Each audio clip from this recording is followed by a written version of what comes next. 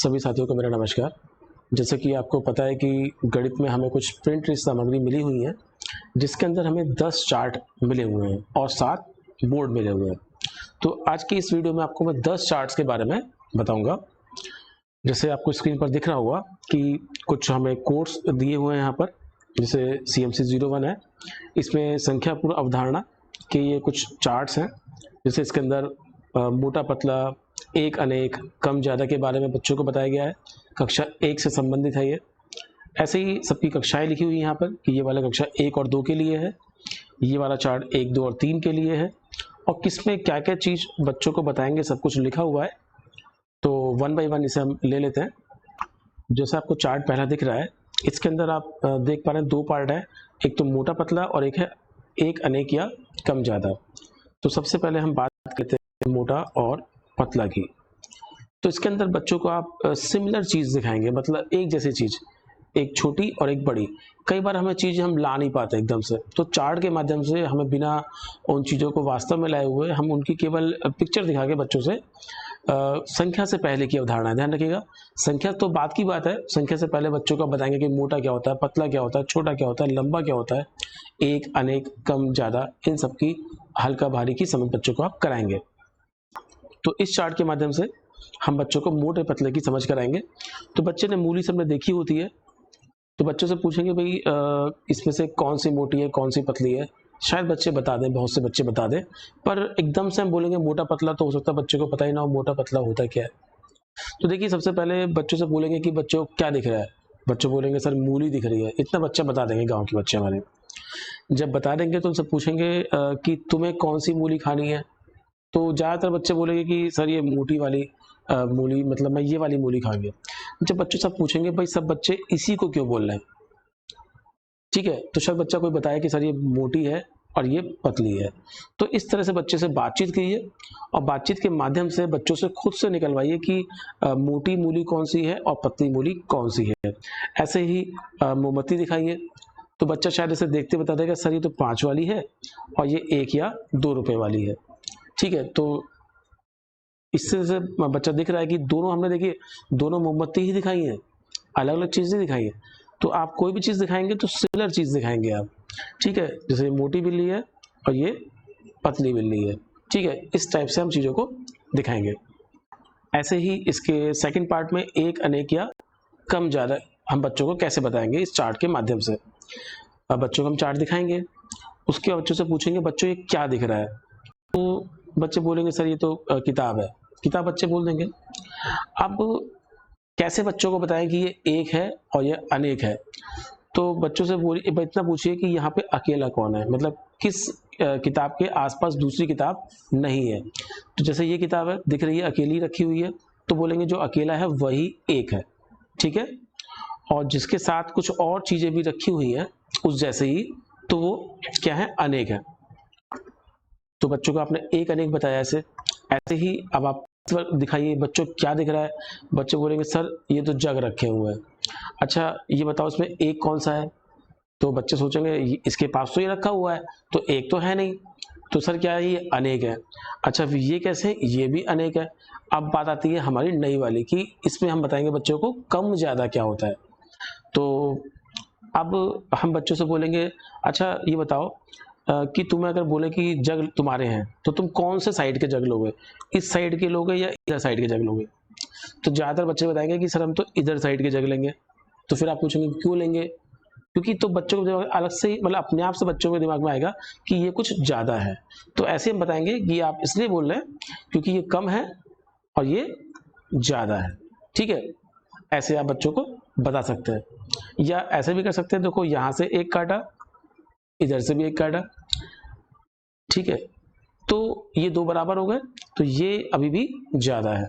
तो कैसे भी करके जैसे आपको अच्छा लगे, बच्चों को जैसे समझ में आता है, हर तरह के बच्चे आपको मिलेंगे, तो बच्चों को समझाना है। ऐसे ही फूड होता नहीं है। आप जब ये आम के बारे में बातचीत करेंगे तो बच्चे बहुत अच्छे से देखेंगे, सुनेंगे आपकी बात को, कि भाई बच्चों ये बताओ कि आप इनमें से कौन सी टोकरी जो आम की है वो आप लेना पसंद करोगे। तो ज़्यादातर बच्चे इसी को बोलेंगे कि हम तो सर ये तो बीच वाली लेंगे। तो आप बोलेंगे क्यों लोगे बीच वाली। तो अपने आप उसमें दिख रहा है कि सर इसमें ज़्यादा है। तो बच्चों से निकलवाइए कि ज़्यादा क्या है और कम क्या है, ठीक है। आप इनको मत कंपेयर कराइएगा, इसमें से पूछेंगे तो बच्चों को फिर अभी दिक्कत हो जाएगी कि भाई इसमें तो 3 है, इसमें भी 3 है, पर बच्चों को भी संख्या यानी कि बच्चों को काउंट करना भी अच्छे से नहीं आता, तो इसलिए बच्चा भी ढंग से नहीं बता पाएगा। लेकिन हाँ, वो जब इन दोनों में आप कंपेयर करेंगे तो बच्चा बता देगा सर ये ज़्यादा लूँगा मैं, ये ज़्यादा इसलिए मैं इस टोकरी को ले रहा हूँ। तो बच्चों को बताइए कम क्या है और ज़्यादा क्या है, ठीक है।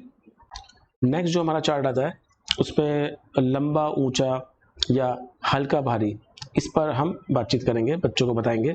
तो देखिए कैसे बताएंगे, जैसे हमने ये बच्चों को चित्र दिखाया और बच्चों से पूछा कि बच्चों क्या दिख रहा है, तो बच्चा बोलेगा एक सर एक तो घर दिख रहा है, घास दिख रही है, एक पेड़ दिख रहा है, एक सीढ़ी रखी हुई है, एक सीढ़ी और भी है।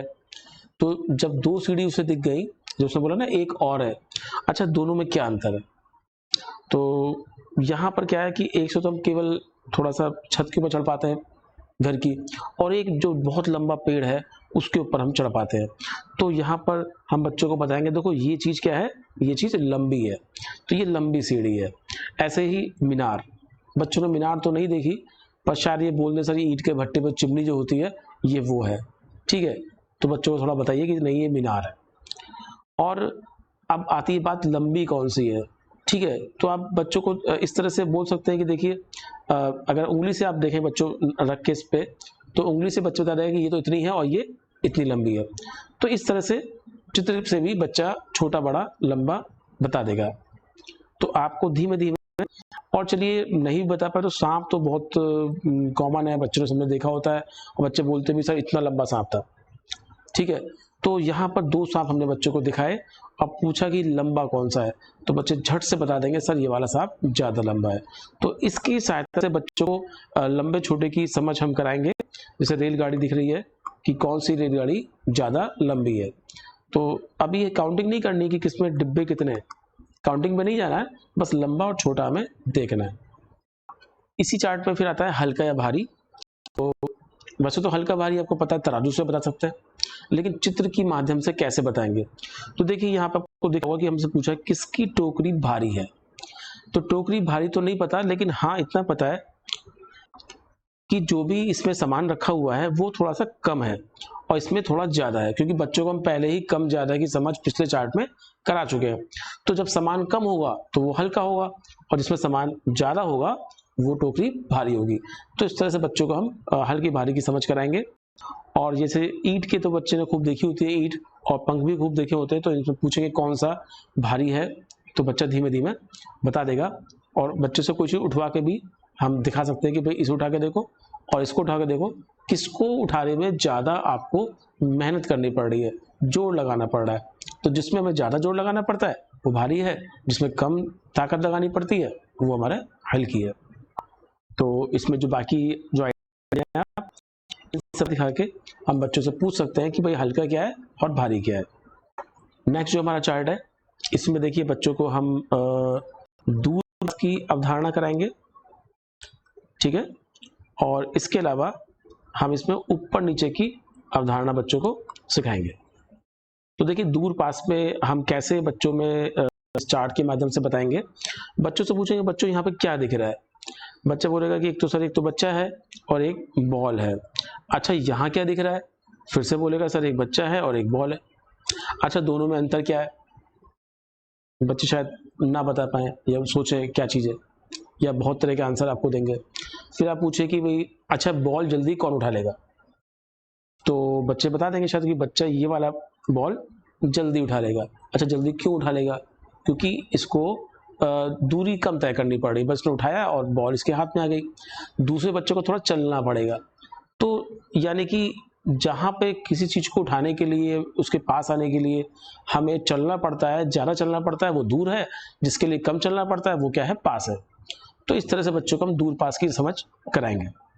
ऐसे ही देखिए इस वाले फिगर से और ये जो चित्र आपको दिख रहे हैं कि किस में कहाँ पे क्या चीज़ दूर है, कहाँ पे क्या चीज़ पास है, बच्चों को कराएंगे। इसके अलावा इसमें देखिए कविता भी दी हुई है, इसको भी आप पढ़ के बच्चों को सुना के बच्चों से पहले पूछिए कि क्या दिख रहा है, पहाड़ है, सूरज है, बादल है, चिड़िया है, नदी है ना। उसके बाद ये कविता आप जब बोल के बच्चों को सुनाएंगे तो यहाँ से ही बच्चों को दूर पास की समझ कविता के माध्यम से हो जाएगी। इसके बाद इसके सेकंड पार्ट में है ऊपर नीचे की अवधारणा। तो देखिए ऊपर नीचे में जब बच्चों को आप दिखाएंगे कि देखो ये एक हवाई जहाज है और ये एक चिड़िया है, तो अब इन दोनों में ऊपर कौन है और नीचे कौन है। तो देखिए बच्चे जैसे कि हवाई जहाज तो बहुत ऊपर उड़ता है, ठीक है, तो बच्चे बोल सकते हैं कि भाई वो ऊपर है, ये चिड़िया नीचे है। पर ये चीज़ मेरी समझ से कि थोड़ा सा बच्चों को पहले बताइए कि ऊपर नीचे हम कैसे बताते हैं। तो जो मुझे समझ में आता है कि जैसे कि मैं कोई भी दो चीज़ें हैं, देखिए जैसे ये मार्कर है, ये मैंने यहाँ रखा हुआ है और ये पेन मैंने यहाँ रखा हुआ है। तो जिसके लिए हमारी नज़र उठती है ऊपर को, वो चीज़ ऊपर है, और जिसके लिए नीचे, जैसे देखिए मैं मार्कर को देख रहा हूँ अभी, तो नीचे देखा मैंने, मार्कर को देख रहा हूँ तो मार्कर नीचे है, और जब पेन को देखा इसको तो ये ऊपर है। तो नज़र मुझे उठानी पड़ी, जिसके लिए आपको नज़रों को उठाना पड़ेगा वो चीज़ ऊपर है, और जिसको नज़रों को झुकाना पड़ेगा वो चीज़ सिंपल नीचे है। तो आप बच्चा किसी भी चीज़ में आराम से बता देगा कि ये चीज़ ऊपर है और ये चीज़ नीचे है। तो जैसे ये पतंग है, तो जब पतंग उड़ती है तो बच्चा ऐसे देखता है, ऊपर देखता है, तो पतंग ऊपर है। और अगर हम जो पतंग उड़ा रहा है उसको देखना है तो हम सामने देखते हैं कि बच्चा सामने वो है, तो सामने नीचे हो गया, और जब ऊपर देखा तो पतंग ऊपर जा रही है। तो ये हमारा फेस से ही पता पड़ रहा है, आंखों से पता पड़ रहा है कि जो चीज जिसमें हमारी आंखें ऊपर चलती हैं वो ऊपर है, और जिसके लिए आंखें नीचे चलती हैं वो नीचे है। तो बच्चा बड़े आराम से पतंग ऊपर बोलेगा और बच्चे को इसको नीचे बोलेगा। ऐसे ही यहाँ भी दिख रहा है, ठीक है, इस फिगर में भी, कि जो खरगोश है वो तो नीचे है और जो ये बकरी है ये ऊपर है, ठीक है। तो इस टाइप से बच्चा ऊपर नीचे की समझ आराम से कर लेगा। और चाहे तो इसको आप एक ये बराबर में जो ये पूरा चित्र दिखा हुआ है उसमें चित्र में पूछिए बच्चे से आराम से कि बच्चों में क्या क्या दिख रहा है इसके अंदर। तो बच्चा बताएगा आपको कि एक बंदर है, एक गाय है, पेड़ है, पक्षी है, तितली है, ये चारपाई है, ठीक है, और एक मुर्गा है। तो ये सब चीज़ें देखेगा, बताएगा। उसके बाद इसको कविता को पढ़ के आप बच्चों को सुनाएंगे, तो यहाँ से बच्चों से फिर धीमे धीमे पूछिए बच्चों से, तो बच्चा बता देगा कौन सी चीज़ ऊपर है, कौन सी चीज़ नीचे है। नेक्स्ट चार्ट में देखिए हम बच्चों को एक तो अंदर बाहर की अवधारणा और बाएं दाएं की अवधारणा बच्चों को बताएंगे। तो जैसे देखिए यहाँ पर ये अंदर बाहर की है, तो बच्चों को एक चित्र हमने दिखाया और दिखाने के बाद हमसे पूछा कि भाई ये देखो इसमें तुम्हें क्या दिख रहा है। तो बच्चे ने बोला सर एक तो कुत्ता दिख रहा है और एक छोटा सा घर है, उसके अंदर एक बिल्ली है। तो यहाँ पर अंदर बाहर की बात चलेगी। तो अंदर क्या होता है, देखिए जो भी चीज़ के चारों तरफ कोई चीज़ है, चाहे वो पानी हो, चाहे वो दीवारें हो, या कुछ भी लकड़ी हो, कुछ भी किसी से घिरा हुआ है तो वो अंदर है। और कोई बिल्कुल जैसे ओपन खड़ा हुआ है, उसके चारों तरफ कुछ भी नहीं है, तो वो क्या है, बाहर है। तो देखिए कुत्ते के चारों तरफ कुछ भी नहीं है यहाँ पर, लेकिन जो बिल्ली है उसके चारों तरफ एक घर है, घर की दीवारें हैं, तो ये अंदर कहलाएगी। ऐसे ही ये मछली है, ये पानी के अंदर है, क्योंकि इसमें चारों तरफ पानी से एक घिरी हुई है, तो पानी के अंदर है। और ये जो मेंढक है ये बाहर है। तो ऐसे ही ये जैसे तिल्लियां हैं ये बाहर हैं, और ये वाली तिल्लियां कैसे हैं, ये इस माचिस की डिब्बी के अंदर है, उससे घिरी हुई है। तो इस तरह से बच्चा अंदर बाहर धीमे धीमे बताना सीख जाएगा, ठीक है, जब बार बार आप कराएंगे। इसके बाद आता है आगे पीछे की अवधारणा। तो अब आगे पीछे कैसे बताएंगे बच्चों को, तो पहले थोड़ा सा बच्चों से बात कीजिए ये चार्ट दिखाने से पहले, और देखिए जो चीज़ हमारे सामने है वो हमारे आगे है, जो हमारे फेस के सामने है, और जो हमारे पीछे है जिसको हम नहीं देख सकते, जो हमारे बैक में है जिसके लिए हमें मुड़ना पड़ेगा, वो चीज़ हमारे पीछे है, ठीक है।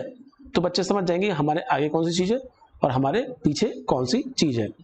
तो जैसे कि देखिए यहाँ एक जो आप दिख रहा है चार्ट में, एक कुछ गाड़ियाँ चल रही हैं, तो बच्चे से पूछेंगे भाई कौन जीत रहा है, किसकी गाड़ी सबसे ज़्यादा है, तो बच्चे बोलेंगे शेर की गाड़ी सबसे आगे चल रही है। तो ये आगे पीछे हम कैसे बताएंगे, देखिए यहाँ पर कि जैसे मैंने पूछा कि जो ऑटो है, ऑटो के आगे क्या है, तो आप ये देखिए अगर ऑटो में कोई बैठा होता तो उसके फेस क्या दिख रहा है, उसे ये जो गुलाबी कलर की गाड़ी है वो दिख रही है, तो वो उसके आगे हुई। और उसके पीछे क्या दिख रहा है हमें, ये पीली सी बस है, स्कूल बस जो भी है, ये इसके पीछे है, ठीक है, क्योंकि इसको दिख नहीं रही है, ठीक है। ऐसे ही स्कूटर है, ये भी इसके क्या है, आगे है, ठीक है। तो जो चीज़ हमारे चेहरे के सामने होती है वो आगे है, जो चेहरे के पीछे होती है वो पीछे।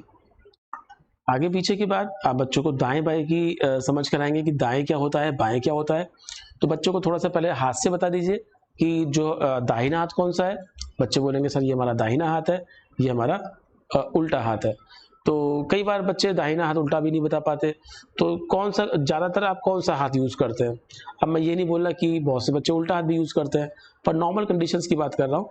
बच्चे ज़्यादातर सीधा हाथ यूज़ करते हैं, खाने में, लिखने में, सब कुछ करने में सीधा हाथ यूज़ करते हैं। तो जिससे आप ज़्यादातर काम करते हैं वो हमारा सीधा हाथ होता है, यानी दाहिना हाथ होता है। तो ये हमारा दायां पक्ष हो गया, और ये हमारा उल्टा हाथ है तो ये बायां पक्ष हो गया। तो इस तरह से हम बच्चों को दाएं बाएं की समझ कराएंगे। और इसके बाद जैसे चार्ट दिखाएंगे बच्चों को, उसके बाद हम कि बच्चों इसमें दायां कौन सा है, देखो इसका सीधा हाथ है तो ये दायां है, और यहाँ ये उल्टे हाथ की तरफ इशारा कर रही है लड़की, तो ये बायां है। अब हमसे पूछेंगे, क्योंकि बच्चों को थोड़ा सा भी हम ये बताएंगे कि दिशाएं क्या होती हैं। तो जैसे दिशाओं में क्या कराएंगे कि देखिए बच्चों, जब भी सुबह के टाइम जब सूरज निकलता है, आप सामने खड़े हो जाइए, अपने हाथ ऐसे फैला लीजिए। जब बच्चा हाथ ऐसे फैला लेगा, ठीक है, तो हम बच्चे से बोलेंगे कि जो आपके सामने जो सूरज दिख रहा है आपको, वो आपकी कौन सी दिशा है, पूरब दिशा है। जो आपके पीछे है वो पश्चिम है, और जो आपके ये बाएं हाथ की तरफ है वो उत्तर है, और जो दाहिने हाथ की तरफ है वो क्या है, दक्षिण है। तो ध्यान रखिएगा थोड़ा सा, बच्चों को सामने पूरब में कोई दिक्कत नहीं होगी, पीछे पश्चिम में कोई दिक्कत नहीं होगी। दिक्कत होगी उसे बाएं दाएं में या उत्तर और दक्षिण में। तो ध्यान रखिए, द से दाहिना हाथ और द से दक्षिण। तो आपने दाहिने को दक्षिण से लिंक कर दिया, तो पक्की बात है कि जो उल्टा हाथ और उत्तर, ठीक है। तो उसे उल्टा उसे उत्तर बच्चों को इस तरह से बता दीजिए। तो बच्चा उसके बाद इस चित्र को दिखाइए कि इसमें कैसे किस तरफ उत्तर है, किधर दक्षिण है, पूरब किधर है और पश्चिम किधर है। बच्चों को दिशा का हम ज्ञान इस चित्र के माध्यम से करा देंगे, ठीक है। अगले चार्ट के अंदर जैसे कि ये स्केल दिख रहा है बना बनाया, तो आप किसी पेंसिल की नाप कर सकते हैं। अपनी पेंसिल इस पर रखी, जैसे देखिए पेंसिल रखी हुई है, तो ये नाप लिया कितना, 6 सेंटीमीटर की ये पेंसिल है। एक बच्चे ने और यहाँ पेंसिल रखी है अपनी, ठीक है, ये पेंसिल रखी है उसने, तो उसकी कितनी है, देखो यहाँ तक आ रही है, तो कितनी है ये 10 सेंटीमीटर की उसकी पेंसिल है। तो इस टाइप से इस पर रख के वो आप नाप सकते हो। और इसमें किस में ज़्यादा पानी आएगा या इसमें कौन सा भारी है कौन सा हल्का है, वो भी आप बच्चों को इस तरह से इस चित्र की सहायता से पूछ सकते हैं। अगले चार्ट के अंदर जैसा आपको दिख रहा है कि समूहीकरण, बच्चों को एक जैसी चीज का समूह बनाना है। जैसे इसमें लिखा है कि पेंसिल रेखा से एक जैसे को मिलाओ, तो पेंसिल से मिलाएंगे तो चार्ट आपका बेकार हो जाएगा। बच्चों को उंगली से बताइए कि उंगली से ही वो बता दे कि सेम जैसी चीजें कहाँ कहाँ पर हैं। तो जैसे देखिए ये ग्रीन कलर की बॉल्स हैं, ये मैंने सर्कल कर दिया फिलहाल पेन से। और ब्लू कलर की बॉल्स देखिए यहाँ है, इसमें मैंने गोला लगा दिया। छाते देखो यहाँ दिख रहे हैं मुझे, और थोड़े से यहाँ भी दिख रहे हैं, ठीक है, इनको मैंने एक साथ लिया। और ये हाथी है, तो जो भी चीज एक तरह की दिख रही है उनको मैंने एक गोले में बंद कर दिया। तो ये क्या हुआ, समूहीकरण हो गया कि समूह बन जाएगा। ऐसे ही जिसके अगला पार्ट में हमें देखो, पहचानो, दिमाग चलाओ और आगे का पैटर्न बताओ। तो बच्चा इसमें पैटर्न बनाना सीखेगा। जैसे बच्चों से हमने पूछा बच्चों क्या दिख रहा है, सर लाल रंग का गोला दिख रहा है, ये बॉल दिख रही है, कुछ ही बोल सकते हैं।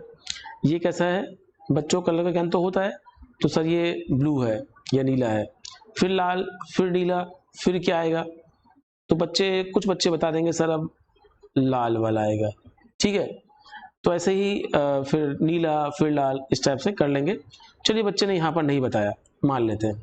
पर जब आप नीचे आएंगे, मोमबत्ती बच्चे ने देखी होती है, खूब देखी होती है, रंग बिरंगी मोमबत्ती देखी होती है, तो पूछेंगे बच्चों ये कैसी मोमबत्ती है? लाल रंग की। सर ये नीले, फिर लाल, फिर नीली, अब कैसी मोमबत्ती आएगी अगली? तो बच्चा बता देगा कि सर अब लाल मोमबत्ती आने वाली है। तो यहाँ पर चलिए, उसने, मैं तो कह रहा हूँ उसने नहीं बताया अभी भी, तो धीमे धीमे जब यहाँ पर आएंगे कि भाई ये क्या है, ये वर्ग है, ये वृत्त है, ये वर्ग है, ये वृत्त है, तो अब क्या आएगा? वर्ग आएगा। ऐसे करते करते पेंसिल है, किताब है, फिर पेंसिल, ये कॉपी बोल लीजिए, कॉपी है, फिर से क्या आएगी? अब यहाँ पर पेंसिल ही आएगी। तो बच्चे से इस तरह से आप पैटर्न पहचान सकते हैं। नेक्स्ट चार्ट के अंदर आप 1 से 10 तक की गिनती बच्चों को सिखाएंगे। देखिए अभी तक हमने गिनती नहीं सिखाई थी, काउंटिंग नहीं सिखाई थी, अभी हमने संख्या से पूर्ण अवधारणाएं बताई थी। अभी हम बच्चों को बताएंगे, जैसे देखिए यहाँ पर 1 हिंदी में भी लिखा हुआ है, फिर इंग्लिश में भी लिखा हुआ है, इसका सिंबल भी बना हुआ है, और यहाँ पर 1 बत्तख। तो पहले बच्चों से बोलेंगे बच्चों तुम्हें कितनी बत्तख दिख रही है? तो बच्चा बता देगा शायद 1, या ना बता पाए तो उसे फिलहाल 1 दिख रही है। इस 1 को ऐसे लिखते हैं, इंग्लिश में ऐसे और हिंदी में ऐसे।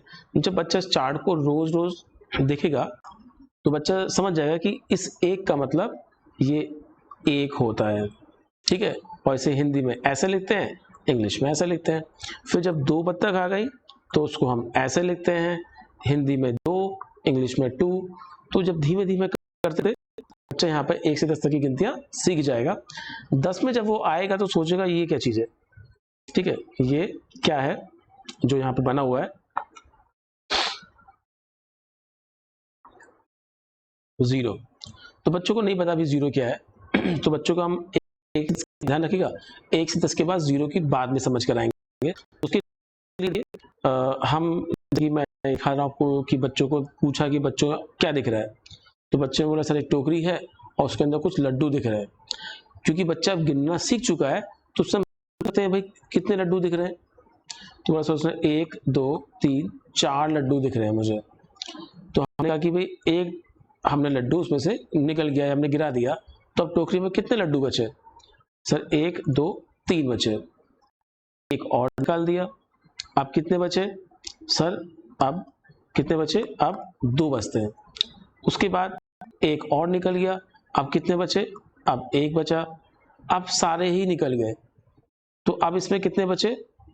तो बच्चा क्या बोलेगा? ये तो बोलेगा सर अब कुछ नहीं बचा, या बोलेगा 1 भी नहीं बचा, या खाली हो गई। तो हम यही बोलेंगे खाली होना या कुछ नहीं होना, 1 भी नहीं होना, इसी को हम बोलते हैं शून्य। और शून्य का हम बना के भी दिखाएंगे कि शून्य को हम ऐसे बनाते हैं, ठीक है। तो इस तरह से बच्चों को हम शून्य की समझ इससे कराएंगे। अगला चार्ट है जोड़ की अवधारणा। इसमें देखिए ये आपको दिख रहा होगा स्क्रीन पर कि 4 टोपी बनाई हुई है। बच्चों को अब 4 गिनना आता है, गिन चुका है वो, तो बच्चा बोल देगा सर 4 टोपी बनी हुई है। फिर यहाँ कितनी टोपी बनी हुई है? सर 2 टोपी बनी हुई है। फिर अगर हम 4 और दोनों को इकट्ठा रख दें, जैसे देखिए यहाँ पर 4 को और 2 को ये हमने इकट्ठा कर दिया है, अब काउंट करो तो गिन लेगा सर 6 होती है। इसका मतलब 4 में अगर हम 2 जोड़ते हैं तो कितना आता है? 6 आता है। तो इस तरह से बच्चों को बार बार ये बॉल के माध्यम से, समोसे के माध्यम से, ठीक है, या लट्टू दिख रहे हैं आपको नीचे, इसके माध्यम से बच्चों को जब बार बार बताएंगे, जोड़ना बताएंगे, तो बच्चा धीमे धीमे जोड़ना सीख जाएगा। इसी के राइट में आपको घटाने का बताया हुआ है कि बच्चों से पूछे बच्चों क्या दिख रहा है।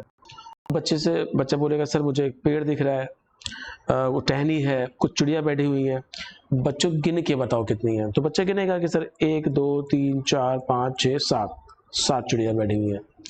अच्छा इस चित्र में क्या हुआ कि सर कुछ चिड़िया उड़ गई। अच्छा बताओ कितनी चिड़िया उड़ गई? सर 1 2 3 उड़ गई, ठीक है, 3 उड़ गई। अच्छा बताओ कितनी बची? तो बताया सर वो 1 2 3 4 बची हैं। तो इसका मतलब क्या है? 7 में से अगर 3 गए मतलब माइनस किया, माइनस का चिन्ह बताएंगे बच्चों को कि 7 में से 3 गए तो कितने बचे? 4। तो इस तरह से आपने यहाँ पे ये बत्तखों का एग्जाम्पल लिया, ठीक है, ये बोतलों का लिया, ऐसे करके बच्चों को धीमे धीमे घटाना भी सिखा सकते हैं। आपका भाग, कैसे चित्र के माध्यम से भाग बच्चों को कैसे बताएंगे?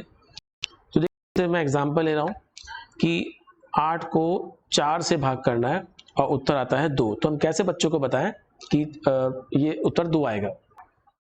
तो देखिए इसके अंदर हमने 8 चीज़ों को कितने भागों में बांटना है, 4 भागों में बांटना है। 4 से भाग करना का मतलब है 4 भागों में बांटना है। तो देखिए हमने पहले तो 4 भाग ही बना लिए, ठीक है, 4 भाग बना लिए। इसके बाद जो 8 आइटम है उनको 1 बाई 1 इसके अंदर डालते जाएंगे। तो देखिए पहले हमने एक आइटम डाला यहाँ पर, एक इसमें डाला, एक इसमें और एक इसमें, ठीक है। इसके बाद अभी हमारे पास 4 थे, 8 थे ना कुल मिला के, 4 मैंने डाल दिए, 4 बचे, 4 को फिर डाल रहा हूँ, तो 5वां ये रहा, 6ठा ये रहा, 7वां ये रहा, 8वां। अब मैंने सारे आइटम इसके अंदर डाल दिए हैं और अब मैंने देखा कि हर भाग में कितने कितने आइटम है। तो देखिए इसमें 2 आइटम, इसमें भी 2 आइटम, इसमें भी 2 आइटम, इसमें भी 2 आइटम, इसका मतलब हर जगह 2 ही आइटम आ रहे हैं। तो इसका मतलब उत्तर कितना हुआ, 2 हुआ, ठीक है। ऐसे यहाँ दिखाया कि 12 को 4 से भाग करना है, तो हमने पहले ये 4 भाग बना लिए, 1 2 3 4, और इसमें बराबर बराबर 12 संख्या को बांटा। 12 का मतलब मालूम है 12 बॉल्स हैं, तो मैंने पहले एक बॉल इसमें डाली, फिर एक इसमें, एक इसमें, फिर ऐसे ही बांटता चला गया। तो देखा कि हर गोले में कितनी कितनी बॉल आ रही है, तो इसमें भी 3 है, इसमें भी 3 है, इसमें भी 3 है, इसमें भी 3 है, तो भागफल कितना आएगा, 3 है। तो बच्चों को इस तरह से आप भागों में बांटते हुए भाग करना बता सकते हैं। बस अब लास्ट चार्ट बचा हुआ है, तो इसमें 2D और 3D शेप्स के बारे में बताएंगे हम, कि जैसे देखिए ये जो घड़ी दिख रही है वो किससे रिजेंबल करती है, वृत्त से देख जैसी होती है, गोला नहीं वृत्त, ठीक है। और ये अंडाकार बना हुआ है, शेप है, ये अर्धवृत्त बना हुआ है, ये आप देख सकते हैं त्रिकोण बना हुआ है, ठीक है। यहाँ पे थोड़ा सा वैसे आयत लग रहा है, लेकिन चलिए इन्होंने वर्ग लिखा है तो मैं भी इसे वर्ग ही बोल देता हूँ। और ये आयत है, ये पतंग की शेप की है, और ये समचतुर्भुज है। जितनी भी फिगर आपको दिख रही हैं ये सब 2D है, ठीक है। देखिए 2D को हम शेप्स को हम केवल प्लॉट करके ही बना सकते हैं, इसे हम दिखा नहीं सकते, ठीक है। अब 3D शेप्स की बात कर रहे हैं तो इनको हम दिखा सकते हैं, जैसे कि ये 3D शेप है, मार्कर है, ठीक है, ये मोबाइल है, इस टाइप से हम 3D शेप्स को हम दिखा सकते हैं। पर 2D शेप्स केवल हम उसको पिक्चर ही बना सकते हैं, ठीक है। अब जैसे कि यहाँ पे गोला है, ठीक है, वहाँ वृत्त बोला था, यहाँ पे गोला बोल रहे हैं इसे। ये दीर्घ वृत्ताभ है, शंकु है, वर्ग का पिरामिड है, घन है, घनाभ है, बेलन है। तो इस टाइप से हम चीज़ों को दिखाकर बच्चों को चित्र के माध्यम से बता सकते हैं कि कौन सी 2D शेप होती है, कौन सी 3D शेप होती है। हालांकि इसके लिए मैंने अलग वीडियो बनाई हुई है, तो उसमें आप देखेंगे तो उसमें आपको 2D और 3D शेप्स में गणित किट के माध्यम से कैसे बच्चों को बताएंगे वो बना रखी, तो उसका भी लिंक मैं अभी डाल दूंगा, तो उसको आप देख सकते हैं उस वीडियो को भी आप, कि कैसे बच्चों को 2D और 3D शेप्स के बारे में बताएंगे, ठीक है। तो उम्मीद करते हैं कि आपने काफ़ी टाइम लिया होगा और काफ़ी टाइम अपने वीडियो में देखी, तो उम्मीद करते हैं आपको पसंद आई होगी। तो प्लीज़ लाइक और शेयर ज़रूर कीजिएगा, जिससे कि सभी को फ़ायदा मिले इससे। नमस्कार।